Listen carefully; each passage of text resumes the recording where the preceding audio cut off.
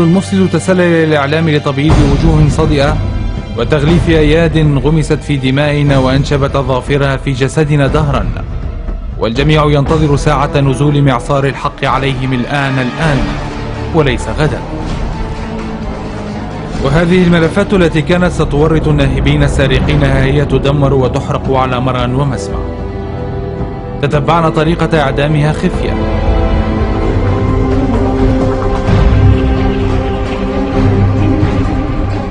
مثلا تتبعنا خروج هذه الصناديق الملغمة بالوثائق التي تخص الصفقات المليارية من إحدى الوزارات لتذهب رأسا إلى معامل طحن الورق، وتحمل معها سر المظالم والسرقات والنهب والخطف والسطو والترهيب وسرقة أموال اليتامى والأرامل وأرزاق الضعفاء.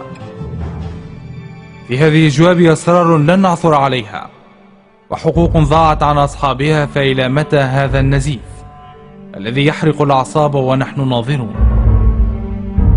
ذاكرة عوامل العذاب تغتال كل لحظة في غياب الإرادة الصلبة.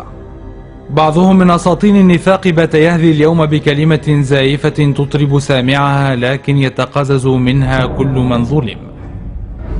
كلمة المصالحة، كلمة حق أريد بها باطل. فهل يستوي الذئب والحمل؟ وهل تصافح يد مغدورة يد من أثكلها؟